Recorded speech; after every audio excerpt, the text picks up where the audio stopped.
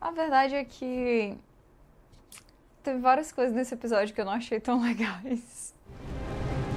I guess these are the cards we've been dealt. It's time to play them. E aí, pessoal, vamos falar do 6º episódio da 2ª temporada de His Dark Materials, que é o penúltimo dessa temporada aqui. Várias coisas aconteceram, eu tenho algumas opiniões e vou comentar com vocês núcleo a núcleo, tá? Começando pelo começo mesmo do episódio, que a gente tem aqui as feiticeiras que finalmente chegaram naquele outro mundo, né? Onde existe Titagaz, e a gente vê mais uma vez elas naquele lugar sombrio, misterioso e conversando de maneira completamente antinatural, olhando pro céu e dizendo: ah, o céu deste mundo é tão bonito quanto o nosso. E aí, depois, a Ruta Skadi dá uma olhada assim no céu e elas veem pequenas coisas que parecem, tipo, estrelas cadentes, mas na verdade, em vez de cair, elas estão indo pra frente e tem umas trajetórias meio curvas, que são anjos. Ah, finalmente! Finalmente as coisas estão começando a acontecer, mas ao mesmo tempo elas não estão começando a acontecer. Por quê? Na hora que elas enxergam os anjos, tem toda essa conversa sobre fazer milhares de anos que eles não se deixam à vista e que a última vez que isso aconteceu eles estavam indo pra guerra, e aí a Ruta Skadi resolve que vai se juntar àqueles anjos, né, tentar descobrir pra onde é que eles estão indo, porque ela fala que eles provavelmente estão indo pro Azriel. Aí fica por isso mesmo, ela vai chegar lá perto dos anjos e corta. A gente não vê anjo, a gente não vê como é a interação deles, a gente não vê absolutamente nada. Tudo bem que eles ainda não decidiram o design dos anjos, tudo bem se eles ainda não souberem como fazer essa interação funcionar. Assim, tudo bem mais ou menos, né? Porque na verdade eles já deveriam ter resolvido isso aí. Mas que pelo menos eles conseguissem colocar alguma coisa, alguma personalidade. Gente, sério, eu vou perguntar aqui pra vocês que estão assistindo essa série, qual é a personalidade dessas bruxas? O que é que elas sentem? Qual é a diferença da personalidade de uma pra outra? Sem ser pelo que eu falei pra vocês em relação ao livro, só pelo que a série tá colocando. Muito difícil, sabe? Elas estão mais pra cenário do que pra pessoas. E nesse episódio a gente vai finalmente ver qual é a grande diferença quando você coloca feiticeiras pra interagirem com pessoas normais. Como aconteceu lá na primeira temporada, quando a Serafina interagiu com o Father Coran, quando ela interagiu com Lee Scoresby. É aí que ela se torna uma personagem de verdade, porque quando é bruxa interagindo com bruxa, muito ruim. Mas em vez disso, o que aconteceu é que a Ruta Skadi foi lá e sumiu. Eu espero que alguma coisa aconteça com ela no próximo episódio, porque senão vai ser muito esquisito, sinceramente. Então, antes de continuar aqui o que acontece com essas personagens no resto do episódio, já que elas vão acabar se juntando com o núcleo do Will e da Lyra, eu vou comentar um pouco sobre a Mary Malone. A Mary atravessou a janela, ela tá em Titagaz, ela não sabe o que tá acontecendo, ela não consegue ver os espectros porque ela tá sendo constantemente protegida por anjos. E aí a gente vê ela naquelas super férias ali, de vez em quando sentada, lendo, tentando ler o Xing, tentando saber pra onde é que ela vai, tentando saber o que é que vai acontecer, que destino é esse que ela tem que cumprir. Aí ela vai lá pra praia, fica olhando o mar, pensando, isso aí tá a vida boa, né? Ela que vivia dentro do laboratório super ocupada e não dormia uma noite sequer, realmente estava precisando de um descanso. E aí, a gente consegue ver a Paula e a Angélica observando a Mary Malone lá de cima e ficando meio, pera, ela é uma adulta, a gente tá em Titagaz. Por que é que ela não tá com medo e por que que ela não parece estar vendo espectros? O que é que tá acontecendo? E aí, mais tarde, nesse próprio episódio, a Mary tá lá, né, passeando pela cidade, acaba encontrando as duas meninas que estão se escondendo, elas começam a conversar um pouco, ela dá uma barrinha de frutas, né, pra Paula, assim como ela deu pra sobrinha dela, então já tinha sido pré-estabelecido essa coisa da Mary se dar bem com crianças, né? E é uma coisa que não tá sendo feita à toa, talvez eles estejam fazendo isso pensando na próxima temporada, é possível. Mas aqui ela conversa com a Angélica, ela fala sobre isso, né, de não saber cadê os espectros e tal, e aí a Angélica fala, você veio de outro mundo, né, igual aquela menina Lyra, e ela, você conhece a Lyra? E ela, a gente tentou matar ela e tal, mas não deu certo. Aí a Mary, hã? Aí ela, por que? Você acha que foi errado isso? A Mary, Mas nessa ocasião é que a gente entende o quão carentes estão essas crianças. Porque a gente vê elas como pessoas que estão tentando se virar, que têm a própria ordem, que sabem como fazer, como resolver a vida delas e tal. Só que aí na hora que elas veem uma adulta com a qual elas podem contar, com a qual elas poderiam conviver, imediatamente vem as perguntas, né? Será que você não quer ficar um pouquinho aqui com a gente? Você pode mandar a gente tomar banho e a gente fazer várias outras coisas. Tudo que elas anseiam é pra ter de volta aquela ordem na vida delas. O que eu não entendo direito é por que, já que o Túlio sofreu aquele ataque de espectro e ele já não é a mesma pessoa, e elas falam, né, depois do que acontece em outro momento aqui no episódio, que todas as outras crianças já saíram, já foram encontrar os adultos, por que que elas duas ficaram lá? Não faz muito sentido, não tem nenhum motivo específico, mas é muito fofo quando a Paula pede um abraço da Mary, porque a gente sabe que ela tá precisando desse cuidado, desse contato. E aí a Mary acaba dizendo que vai levar as duas meninas pros adultos delas, é uma coisa que não acontece no livro, isso aqui, tô curiosa pra saber o que vai rolar no próximo episódio com esse trio aí. Agora, falando da nossa nova dupla dinâmica, que é o John Perry e o Lee Scoresby, né, Jopari e Lee, eles estão ali no balão, nesse novo mundo, Lee tá observando lá de cima e dizendo, esse mundo parece vazio, né, esse é o novo mundo, aí o Jopari fica tipo assim, novo pra gente que não é daqui, mas na real ele é tão antigo quanto o nosso. E aí o Lee fala que em outra vida ele estaria procurando ali coisas de valor pra levar, né, meio que pra roubar. E o Jopari fala que se fosse em outra vida, nenhum dos dois estariam ali. É muito bacana essa troca entre eles dois, porque a gente acaba descobrindo um pouco mais sobre como o Lee vê o mundo e as interações dele com a Esther, mas principalmente sobre como o John Perry funciona. Ele que é um xamã, né, que tem vários poderes que a gente não compreende direito e que o próprio Lee também não compreende, então é bacana porque a gente vai descobrindo as coisas pelas perguntas e pelos olhos dele. E ele fala assim, seu Jopari, você é muito esquisito aí, porque eu não sei quais são os seus poderes, a galera diz que você pode voar e você tá aqui e você não pode voar. Aí o Jopari fala tipo assim, mas eu posso. Eu não sei se você notou, mas eu estou voando. Eu precisava voar, e aí o que aconteceu é que eu invoquei você e estou aqui dentro do seu balão e você tá me trazendo pra onde eu preciso ir. E ele diz que, apesar de xamã, ele é só um humano, né? Mas ele já conviveu com bruxas, com espíritos, com acadêmicos, e que em todos os lugares ele encontrou insensatez, mas ele também, nesses lugares, encontrou muitas coisas importantes, muitos conhecimentos valiosos. E o Lee pergunta se aquela viagem que eles estão fazendo é uma jornada de sabedoria ou de insensatez. E ele fica tipo assim, não sei, vamos descobrir. Mais tarde, dentro do balão, eles ainda estão conversando e o John fala muito que pensa constantemente na esposa e no filho dele e que naquele mundo ali, de algum jeito, ele se sente próximo do filho dele, mais próximo do que ele já se sentiu antes. E o Lee fica meio curioso observando aquele cara, né? Porque existe um sofrimento muito grande dentro do John Perry. Existe também um traço da personalidade dele que não foi trabalhado aqui por causa de uma cena que eu acredito que vai ser cortada no season final, então ainda não vou comentar. Mas ele é uma pessoa muito dedicada, ele é uma pessoa muito amorosa, que não abandonou esse sentimento, esse pensamento constante em relação à família dele, apesar de ter em algum momento abandonado as esperanças de conseguir retornar pra casa. E aí eles têm uma conversa super fofinha que o Jopari fala, não, mas você tem razão, eu vou dormir e tal, o negócio é que eu tô aqui sem sono. E aí o Lee faz tudo que um bom amigo deveria fazer, que é, você não consegue dormir? Não acho que vai conseguir de jeito nenhum? Então vamos fazer o seguinte, vamos nós dois tomar um café, a gente fica virando a noite aqui, conversando, vai ser legal e tal. Aí na hora que ele vai fazer o café, ele fica tipo, fazer aqui o fogo, aí o Jopari fala, eu posso ajudar você com isso? Aí ele vira, como assim, você vai conjurar fogo? Aí ele, aí tira uma caixinha de fósforos assim e dá pra ele. Essas interações, elas são bacanas porque apesar delas não parecerem muito importantes, elas fazem a gente criar esse elo muito grande entre os dois personagens. Daí, quando eles chegam ali em cima de Titagazi, o Lee olha pra baixo e vê que tem um monte de espectros rondando a cidade, né? E fala, meu Deus, vamos ter que descer porque pode ser que eles ataquem a Lyra está em perigo. E aí o Jopari fica tipo, mano, calma, espectros se alimentam de pó. E o pó só é atraído por pessoas que já alcançaram a maturidade, né? Só é atraído por adultos. Então a Lyra está a salvo, mas se a gente descer ali, pode ter certeza que vai ser a última vez. E eles decidem, inclusive, nem ir pra cidade, porque se tem tantos espectros que estão rondando a torre Daily Angel, é porque a faca não tá ali. Lembra que a faca repele os espectros. E então, é aí que escuta um barulho, Lee Scoresby olha para trás e percebe zeppelins do Magisterium que atravessaram para o outro mundo e que estão perseguindo o balão deles. Aí, meus amigos, momentos de tensão, né? Jopari fica tranquilão, ao contrário do que seria o lógico nessa situação, e aí o Lee fica tipo assim, meu filho, se impaciente aqui, preste atenção, leva as coisas a sério, porque as coisas estão começando a ficar um pouco complicadas. Aí o Jopari fala, porque eles são mais rápidos do que a gente, então eles iriam alcançar a gente de qualquer maneira. Aí ele se concentra lá e começa a se formar aquela tempestade, que mais tarde a gente vai ver que os zeppelins são destruídos ali pelos raios, né? Ou seja, eles literalmente foram pro raio que o parta, e que o outro dos zeppelins é atacado por um bando de corvos, que é invocado pelo John Perry ali da floresta, né? Eles sobem, atacam o outro, é uma cena muito legal, é um momento que a gente vê como é que funcionam esses poderes dele. A Esther falando, a gente não sabe o que a gente vai fazer aqui, mas é o jeito de a gente confiar nesse brother, porque, né, não temos nenhuma outra opção e já chegamos longe demais. Aí eles mandam ali um For Lyra. For Lyra? For Lyra.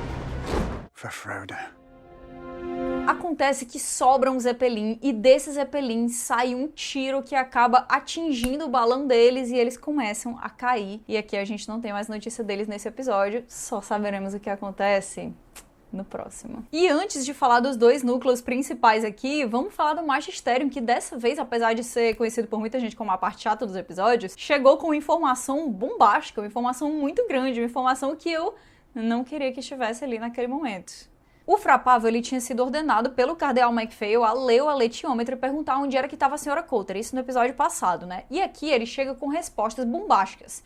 Ele chega dizendo que a Sra. Coulter foi procurar a filha dela, que a filha dela foi para outro mundo, mas que antes disso tudo acontecer, a Sra. Coulter tinha chegado para ele e pedido para ele perguntar ao aletiômetro quem era Lyra Belacqua, e que a resposta que ele tinha recebido do instrumento era herética, assim, acima de todos os níveis, uma coisa que não deveria nem ser falada com ninguém, que não deveria nem ser cogitada. Aí o Padre MacPhail, que tinha, né, lascado um outro homem ali por heresia, por absolutamente nada, fica tipo assim, não, que é isso? A culpa não é sua. Você não é herético. Quem falou isso pra você foi aquele instrumento, então a culpa é dele, não é sua. Você... Fale pra mim, pelo amor de Deus, pare de enrolar. O que é que esse negócio falou pra você? O Frapável, com certeza absoluta, morrendo de medo de ser preso pelo que ele vai falar, mas ainda assim resolvendo fazer a coisa correta, fala que o aletiômetro disse que a menina tem outro nome, né? Que as bruxas conhecem desse outro nome por uma profecia e diz que o nome é o destino dela. Que ela vai se encontrar na mesma posição daquela que levou todos eles à queda, né? Que levou todos eles à ruína. Que ela é a mãe de todos e a causa de todo o pecado. E aí o Father MacPhail fica tipo assim, tá, mas me diga o nome. Aí ele fica assim, não, é porque o aletiômetro ele me apontou que se acontecer dela ser tentada pela serpente, então é provável que ela venha a cair de novo e que o pó e que todo o pecado vençam. Aí o Padre MacPhail diz assim, tudo bem. Mas qual é o nome da menina? E corta a cena e a gente não fica sabendo aqui. Na verdade, no livro isso é descoberto por um outro personagem e uma cena que deve acontecer aí no próximo episódio. Então o que aconteceu aqui é só que eles adiantaram essa revelação sem falar o nome de verdade, né, da profecia e da Lyra, só que tirando toda a emoção de uma eventual revelação, porque assim, gente, não falou o nome, tá? Eu também não vou falar aqui. Mas vamos brincar de o que é o que é. O que é o que é? Que vai ser tentada pela serpente que vai vir a cair. O que é o que é? A mãe de todos nós e a causa de todo o pecado. Bom, fica aí bem claro o que é que vai ser falado no próximo episódio, que vai vir pra gente com zero emoção. Não sei como é que eles vão conseguir fazer isso sem impactante. E depois a gente vê o Cardeal MacPhail falando com aquela alta cúpula do Magisterium e explicando que o que tá acontecendo é uma ameaça absurda, inacreditável, que só aconteceu uma outra vez na história da humanidade. Eles vão ter que fazer grandes sacrifícios e a primeira pessoa a participar desses grandes sacrifícios, né, a fazer um enorme sacrifício, vai ser a criança Lyra Belacqua. O que nos leva aos dois principais núcleos aqui. Eu vou deixar a Sra. Coulter por último, porque a cena dela eu acho que foi a mais forte aqui do episódio, né? Então vamos falar de Will e Lyra. O Will tá em Tstagazy com a mão dele super sangrando e aí, né, tremendo, meio como se fosse febre, como se ele tivesse com infecção naquela mão e sonhando constantemente com o pai dele. Aí a Lyra e o Pan estão preocupados e eles tentam vender essa ideia de que eles não estão conseguindo cuidar daquilo ali e que é preocupante a ponto que o Pan fala, eu acho que a gente não vai conseguir ajudar ele, a gente precisa de alguma outra coisa. Essa ideia ela é um pouco mais difícil de colocar aqui na série porque eles estão economizando muito no sangue. Eu já falei isso antes, mas no livro o que acontece é que em vários momentos a gente acha que o Will vai morrer de hemorragia mesmo. Inclusive tem uma cena que ele acorda de manhã e a cama dele tá banhada de sangue porque o curativo abriu. Essa troca constante do curativo porque ele tá sempre empapado de sangue e o Will ele tá tonto o tempo inteiro, ele tá fraco o tempo inteiro porque ele perdeu tanto sangue que ele não consegue, por exemplo, mais correr. Daí eles tentam colocar todas essas dificuldades ao mesmo tempo nesse episódio pra gente meio que comprar a ideia que isso tá acontecendo desde o episódio passado e que é uma coisa séria a esse ponto. Conseguem mais ou menos, mas não com tanta seriedade assim. Mas acho que isso é inevitável se eles não vão colocar sangue. Tá, daí a Lyra sai, vai pegar a água lá fora e tal e começa a perceber uns barulhos estranhos, uns movimentos esquisitos e nota que as crianças estão lá. E ela já vai correndo pra dentro da casa, vai acordar o Will e dizer, Will, ó, levanta, acorda a menina, né? Ana Maria Braga aqui. A gente tem que ir pra algum outro lugar, as crianças vão entrar aqui e eles vão matar a gente. Aí eles começam a correr, a fuga é bem pequena aqui, no livro a fuga é bem maior, ela é bem mais violenta, inclusive uma das crianças no livro tá armada com uma pistola, dispara tiros, o pessoal assim tá na vibe realmente de matar e a perseguição é forte. São coisas bem mais sérias do que rola por aqui. Que, ok, não tem nenhum problema, eles não têm tanto tempo de tela assim pra gastar, inclusive tem várias cenas que ficaram muito legais porque são bem sinistras, né, que as crianças aparecem como se fossem assombrações ali. Mas eles acabam subindo no telhado da casa ali na laje, né? E eu não sei vocês, mas eu não senti nenhum real perigo. Eu não senti em nenhum momento que as crianças realmente fossem conseguir atacar eles, que, sei lá, sabe? Eu acho que muito disso tá na própria direção. Eu acho que os movimentos das crianças não deram a entender que de fato eles iam conseguir alcançar e iam conseguir machucar. Isso é uma questão de coreografia, né? E a gente já tinha visto na luta do Will contra o Túlio que talvez eles não sejam tão bons assim em coreografar lutas entre crianças / adolescentes. Porque na hora que a Paula chega, né, ela tá com aquele negócio e ela vai atacar eles, a gente não sente que ela vai realmente chegar perto, a gente sente que ela tá, tipo, esperando a hora que ela tem que fingir que vai fazer um movimento pra ser a deixa pra atriz da Serafina entrar. Essa cena da perseguição no material original, ela é tão sinistra que eu fiquei bem decepcionada, na verdade. Talvez não por ela não ser tão longa, mas pela falta dessa sensação de perigo, sabe? Enfim, chega a Serafina Pekkala lá, pá! Do nada. E aqui na série, a gente nunca teve uma interação entre a Lyra e a Serafina. Então a Lyra não conhece a Serafina. É muito louco isso, porque quando acontece essa coisa toda nos livros e a Lyra enxerga o Kaiser e depois enxerga a Serafina, isso dá pra ela uma sensação de alívio muito grande. Mas aqui é só uma bruxa. Ela chega lá, assusta as crianças ficam tipo, o que é isso e tal, e saem, mas é também um diálogo muito pouco natural. E eu acho que até o choque do próprio Will e da Lyra deixou a desejar, sabe? Chega uma bruxa, a Lyra nunca viu uma na vida dela, ela nunca interagiu com uma criatura daquelas que ela já leu tanto, que ela é tão curiosa sobre elas, e ela ainda tá bem o suficiente e pouco curiosa, pouco chocada o suficiente pra virar pras crianças e dizer assim, eu sinto muito, tá, pelo que aconteceu com o Túlio. E corta pra floresta, porque bruxa gosta mesmo, é de planta e solidão. Tipo a Taylor Swift no novo álbum dela. Eu vou fazer várias referências a Taylor Swift nesse vídeo, eu acho. E aí, lá na floresta, a Serafina tá olhando a mão do Will, né? Tá olhando a ferida dele e fica... que cortou isso aqui foi sua faca? Aí ele, aí ela, o que faz essa faca? O que ela corta? E aí a Lyra fala, tipo assim, ela corta tudo. E o Will fala, ela não corta nada. Porque o Will não sabe quem são aquelas pessoas. Ele não confia naquelas pessoas, ele não tem por que confiar naquelas pessoas. Que seria o lógico. Mas a Lyra, ela tá assim, eu sei que as feiticeiras são sábias, eu já li nos livros que o meu pai me dava que elas são muito poderosas, que elas são muito inteligentes, que elas são conectadas à Terra, então a gente tem que confiar nelas ali. Que ótimo que o Will falou assim, mas você nunca encontrou essas pessoas, por que eu vou confiar nelas? Porque isso era o que tava todo mundo pensando. Mas a Lara acaba tirando a faca sutil, mostrando pra Serafina, ela fica meio confusa, pergunta ali pras outras bruxas 100% aleatórias e com menos personalidade ainda o que elas acham. E ninguém conhece nada, ninguém sabe de nada, e a Serafina, em certo momento, ela pega, taca o dedo assim na ferida do menino e faz... Você não tá envenenado. Pelo menos isso aí tá tudo bem. E o menino que tá morrendo ali de perder sangue fica tipo assim, veneno é o de menos. Talvez eu morra porque não tem mais nada dentro de mim. E elas comentam que vai ser necessário fazer um feitiço pra curar aquela ferida. E aí, em outro momento, elas estão procurando várias ervas pela floresta pra conseguir fazer esse feitiço. E a Lyra tá interagindo com a Serafina, tipo assim, o que é que vocês fazem de verdade? Porque eu li nos livros que é isso, isso e aquilo. E nessa hora, a Serafina parece uma pessoa, ela parece alguém de verdade. Ela vira pra Lyra com expressões normais. Ela interage como alguém e não só alguma coisa. E a Serafina fica tipo assim, olha, eu vou fazer o que eu posso, mas depois disso tudo a gente tem que voltar pro nosso mundo, que é onde eu sei onde esconder você, que é onde eu sei o que tá acontecendo, onde eu conheço as coisas. E mais tarde a gente vê a Lyra tentando convencer o Will disso, falando pra ele que seria legal voltar pra lá, porque ela saiu do mundo dela pra buscar respostas, mas aquelas mulheres, né, aquelas bruxas, elas têm uma conexão muito grande com a Terra, então elas conseguem resposta atrás de resposta, talvez seja o caso mesmo de voltar pra outro mundo, e o Will fica tipo assim, ok, minha filha, e meu pai, que você disse que ia me ajudar? Lembra não quando eles roubaram esse seu negócio aí, a gente foi lá, recuperou e você disse que ia me ajudar a encontrar meu pai? E ele pede pra Lyra perguntar pro aletiômetro cadê o pai dele. E na hora que ela lê, o instrumento diz que o pai dele tá naquele mundo. E o Will, coitado, né, que tá desde que ele é um bebê pensando no pai dele, imaginando como é encontrar com aquela pessoa, fica, eu nunca estive tão perto assim. O Will continua ali com a mão ruim, fica claro que eles têm que parar várias vezes a caminhada pra ele poder descansar, porque ele tá muito fraco e todas as outras pessoas também têm que parar de vez em quando. E em uma dessas paradas, separadas antes de acontecer o ritual pra curar a ferida do Will, a Serafina vai conversar com a Lyra e fala que acha que aquela faca ali é muito estranha, muito perigosa e que tá preocupada. E a Lyra fala, não se preocupe comigo não, eu sei que a faca é perigosa, mas ela na verdade é incrível e que o Will é o portador e ele jamais faria mal nenhum a mim. Aí ela explica pra Serafina que a missão dela agora é ajudar aquele menino a encontrar o pai dele, que foi uma coisa que o aletiômetro falou pra ela.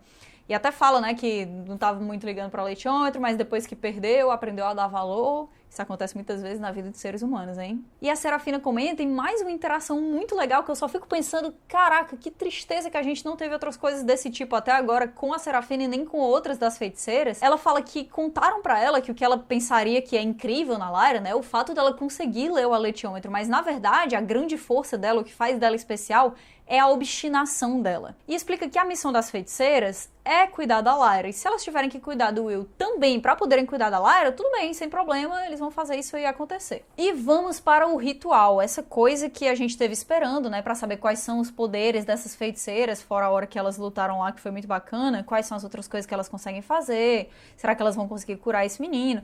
E aí é um micro ritual com 4 bruxos fazendo lá umas, sabe, aqueles gestos assim que todo mundo faz quando tá fazendo mágica nas séries hoje em dia. Uma coisa, né, simples ali que eu não achei tão impressionante assim. Realmente, novamente falando da Taylor Swift, eu achei que tem um ritual no clipe da Taylor Swift que tá bem mais impressionante do que esse aqui de His Dark Materials, o que é uma grande tristeza pra mim. Novamente, no livro, são várias feiticeiras, o ritual é muito maior, ele tem uma aura mística e meio assustadora, muito maior, as várias feiticeiras ficam ali cantando em sincronia, fazendo um negócio meio assustador, e a Serafina tá preparando uma substância que ela vai usar pra passar na mão do Will, e pra testar essa substância, ela pega uma lebre viva, que é segurada por outra bruxa, parte a lebre no meio, a lebre, tipo, com as entranhas dela expostas, assim. Aí depois ela passa a coisa dentro da lebre, cola a lebre de volta e a lebre sai alegre e satisfeita. E aí é nessa hora que elas pensam assim, colou um animal que a gente pegou vivo, matou, abriu e depois ele tá aí de boas, então tudo bem, já podemos passar isso aqui na mão do menino. Mas, novamente, eles não iam colocar essas coisas violentas, mas eu gostaria que eles tivessem colocado algo mais, um ritual mais misterioso, mais estranho, que tivesse, sei lá, alguma coisa. Achei um pouco sem graça. Infelizmente, achei um pouco sem graça. Fora isso, também, na hora que elas estão fazendo o ritual, pra hora que a Serafina vai conversar com a Lyra, é um corte tão abrupto que não faz o menor sentido. Gente, isso me causa um estranhamento muito grande. Elas estão ali fazendo, aí pá, corta, aí já tá a Serafina, não sei o que, conversando ali com a Lyra, tudo bom e tal. Tá frio, né, essa noite. É bom tu dormir ali perto do menino. E é isso, boa noite. Mas a Lyra deita pertinho do Will, o Pan também, e o Pan comenta que ali eles se sentem seguros. Aí a mão do Will dá aquela melhorada, a Serafina dá uma checada ali pra saber qual é, e explica pra ele que apesar da Lyra achar que ele é a responsabilidade dela, ela também é a responsabilidade dele, que ele fique atento pra isso, e o Kaiser pede pra ela contar que na profecia que envolve a Lyra também envolve um outro garoto que eles não sabem se é o Will, mas que deve seguir uma jornada junto com a Lyra. E aí, mais tarde, a gente tem o Will e a Lyra conversando em um abismo que vai deixar muita gente, assim, muito agoniada, né? Mas também é uma imagem dos dois sozinhos ali naquele jardim enorme. E eles estão conversando sobre a Angélica e a Paula, falando que a Lyra tá preocupada, que elas talvez não sejam tão ruins assim, mas que ela nunca pensava que crianças podiam ser tão más. E o Will fala, eu sabia porque no meu mundo as crianças também, a minha mãe era um pouco estranha, de vez em quando ela fazia coisas que não faziam sentido e as crianças eram más. E pronto, é isso aí, as crianças eram más. Esse é o diálogo. Cara, qual foi a última vez que vocês viram adolescentes sentando e conversando e dizendo assim, eu não gostei porque a pessoa tal foi malvada. A primeira vez que eu li sobre essa coisa do Will e da mãe dele, eu tive muita raiva dessas crianças. Porque ele fala, né, que a mãe dele tem esses momentos psicologicamente complicados e que em uma dessas ocasiões ela saiu com poucas roupas e que alguns dos meninos do colégio viram eles e que começaram a ser muito agressivos e o Will explica que eles odiavam a mãe dele, que eles queriam fazer mal e que isso tudo eles faziam só porque ela era diferente, só porque ela era estranha. Ele fala que quebrou a cara de um dos meninos, na verdade que quebrou o braço de um dos meninos, que pensou em bater nos outros dois, mas que notou que ele tinha que ficar low profile, que ele tinha que parar de fazer as coisas, porque se qualquer tipo de autoridade, seja essa autoridade as pessoas do colégio ou a própria polícia, soubessem da situação da mãe dele, soubessem que ela é incapaz de cuidar do Will, eles iam separar eles dois e ele tinha que proteger a mãe dele, né? Então ele explica que ele nunca teve amigos de verdade porque ele não podia, por exemplo, levar os amigos dele pra casa dele, ele não podia apresentar a mãe dele, ele não podia dar essa abertura, ele não podia oferecer essa proximidade e por isso ele nunca deixou essa guarda baixar, por isso ele nunca conseguiu de fato se relacionar, que de vez em quando ele era chamado pra casa ali de algum coleguinha e tal, mas como ele não podia retribuir o favor e não podia se aproximar tanto assim, porque em algum momento os pais da criança iam querer falar com a mãe dele, ou então alguma outra coisa desse tipo, ele, na verdade, foi muito sozinho e que a maior companhia que ele tinha era da gatinha dele, a Moxie. Aqui não acontece nada disso, né? Só acontece essa fala dele, diz, as crianças eram malvadas e tal. Mas aí tem outras coisas também que são muito importantes, né? Que ele fala que pensava muito no pai dele, que ele constantemente imaginava que ia encontrar o pai dele, que todas as respostas iam chegar dali, que tudo ia se resolver, mas que com o tempo ele foi crescendo e ele foi notando que isso aí não ia acontecer.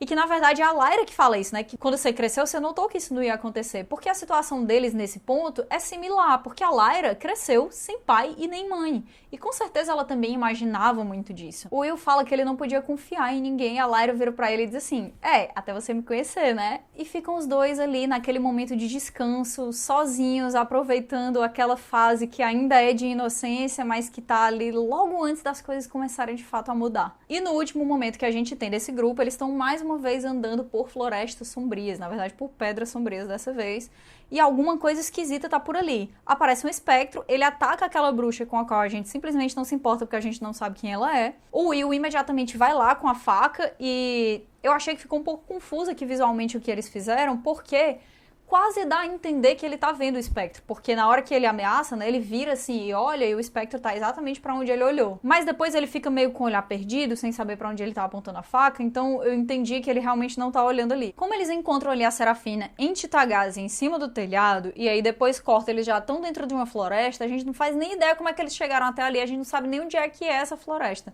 Talvez fique um pouco confuso para as pessoas, mas essa floresta é do lado de Titagazi, tá? Eles só saíram um pouco porque se eles ficassem dentro da cidade, os espectros atacariam as feiticeiras, então eles estão se afastando mais de lá. Essas subidas, essas rochas e tal, são todas formações que estão ao redor de Titagazi. Eu acho que eles tentaram deixar isso explicado quando eles colocam aquelas tomadas muito de longe, né, para mostrar ali como é que são os arredores, mas ainda assim talvez tenha ficado um pouco confuso. E finalmente chegamos ao nosso último grupo, que é Marisa Coulter e Lorde Boreal. Eles, casal de pombinhos maravilhosos, que super se amam, igualmente. Ai, Deus. Eu falei pra vocês que ela queria matar ele, né? Eu já tinha avisado antes. O que acontece é que eles estão na Oxford do Boreal. No episódio passado ele tinha falado sobre os espectros, contado que eles atacam adultos, mas não crianças, e a senhora Coulter já, opa, tem alguma coisa aí que eu posso fazer, né? E aí, eles estão indo agora pro portal para entrar em Titagazi e estão vestidos de safari. Senhora Coulter tá 100% vestida de safari. Ela tá indo caçar. Eles atravessam, começam a olhar ali a cidade e a gente tem uma revelação da estética do Boreal que tá cada vez mais similar a um adolescente num evento de anime que realmente coleciona bonecos, né? Porque ele tá ali com a mochilinha assim, ó, com medo, sem entender o que tá acontecendo, querendo ir embora, e a Marisa Coulter tá tipo assim, meu filho, se aquete, porque eu quero ver o que tá acontecendo aqui, eu quero ver quais são desses espectros, eu quero explorar.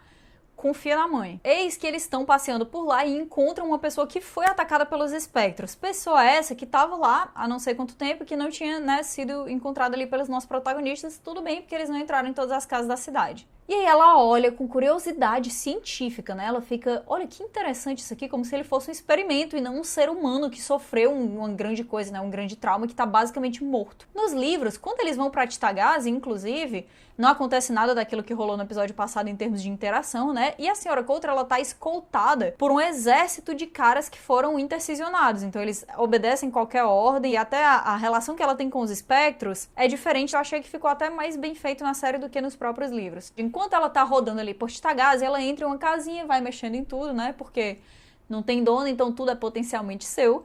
E ela encontra uma pequena garrafinha, ela até abre, cheira. A priori você pensa assim, será que é perfume? Será que ela tá apreciando esse belo cheiro de perfume? E assim, ela tá apreciando o cheiro, né? Mas não é bem de perfume. E aí eles notam que ali, perto da Torre dele Angeli, começa a surgir um espectro. Lorde Boreal, que é covarde e também é burro, se esconde ali, né, fecha ali a portinha sozinho, deixa a Marisa do lado de fora, e eu pergunto pra vocês, do que adianta você fechar uma porta se fica uma fresta de um palmo assim aberta?